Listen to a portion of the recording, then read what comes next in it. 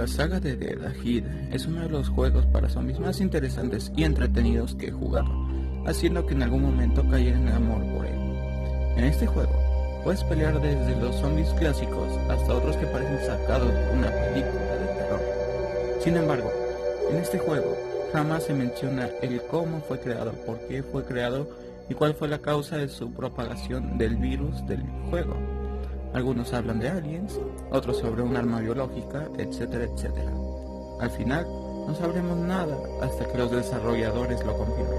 Mientras tanto, les contaré yo sobre mi teoría de lo que es el virus.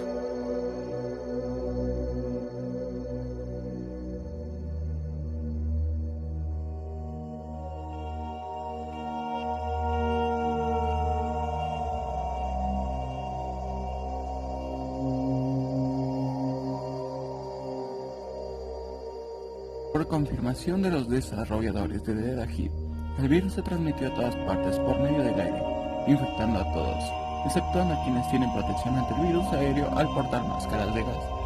Además, este virus, la fecha de su propagación fue el mayo 21 del año 2013.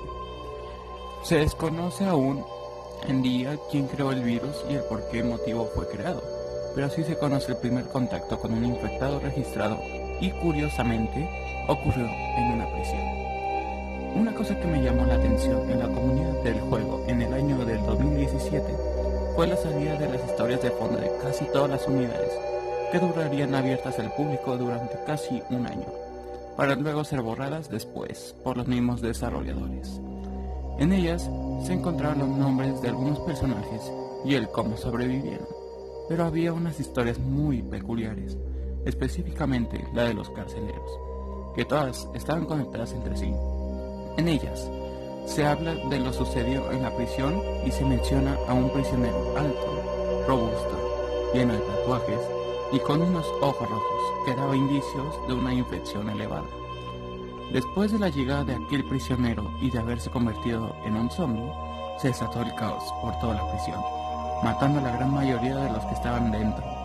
Un dato interesante de este suceso es que podemos ver al infectado antes mencionado en el primer Dead Ahead, con muy pocas probabilidades de aparecer.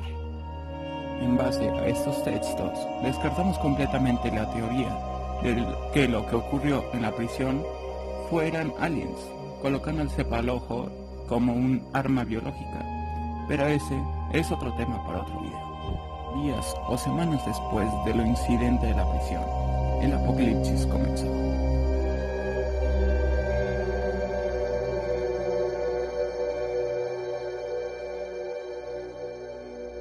El virus se infiltra y se mantiene inactivo en el huésped hasta que éste muera, o un infectado logre penetrar su piel para transmitir el virus activo, que a su vez reactivarán a los que ya estaban en el cuerpo. Una vez que un zombie fuera creado, iniciaría su etapa de evolución, dependiendo de ciertas características genéticas que definirán en qué tipo de infectado sería y su ritmo de mutación.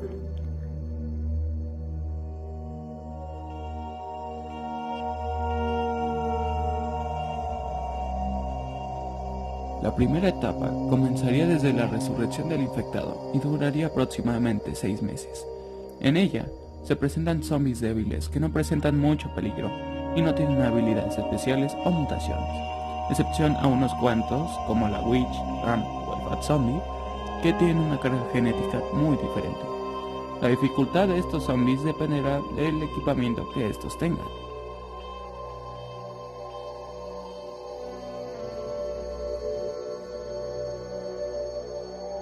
En la segunda etapa de la evolución se encuentran los zombies que han recibido ciertas mutaciones por parte del virus, pero conservando sus características humanas. El virus de esta etapa se caracteriza por ser de naturaleza agresiva, ya que los zombies que son parte de ella suelen irse a la ofensiva. Claro está, hay excepciones a ello. En ocasiones se dan habilidades sobrehumanas a los infectados, como es el caso del Charget Zombie. A partir de esta etapa se crean dos grupos de infectados, con un fin en específico bastante diferentes.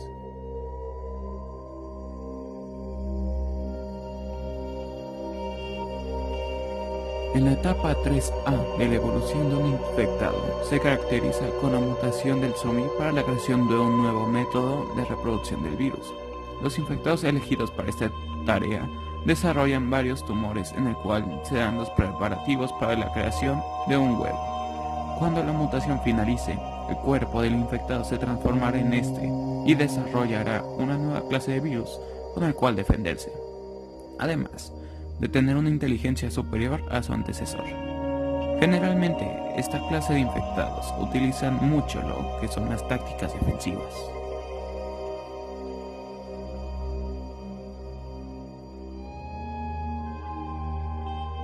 Por otro lado, la etapa 3B en la evolución del infectado se presenta en los zombies que no son aptos para la reproducción del virus.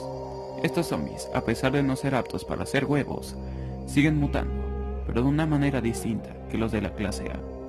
Sus características es la deformación del cuerpo y el incremento de la fuerza que tiene el infectado, aunque cierto está, en algunos casos no ocurre esta deformación. Asimismo, estos infectados tienen la obtención de ciertas resistencias naturales, entre comillas, hacia algún daño en específico. Esta clase puede ser tanto defensiva como ofensiva, aunque algunos infectados utilicen una más que otra.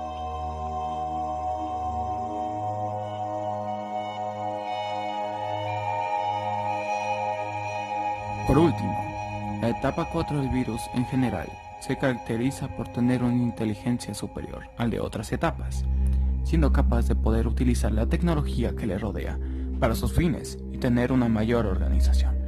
Prácticamente sería como el Flood del videojuego Halo, un virus inteligente con las mismas capacidades. Para que llegue a este punto, un infectado debió llegar a un nivel de mutación tan elevado como para desarrollar tal capacidad. Esto requeriría años para desarrollarse con éxito. Bien podría incluir los casos en el que el virus actúa diferente en ciertos infectados y no actúan de igual manera que el resto, pero esto también es otro tema para otro video. Si les gustó el video, no olviden compartirlo con todos. Voy a poner por aquí arriba una encuesta sobre qué tipo de teoría quisiera que hablara. Tengo mucho por qué hablar. Este es Alguien Pil y se despide. Nos vemos.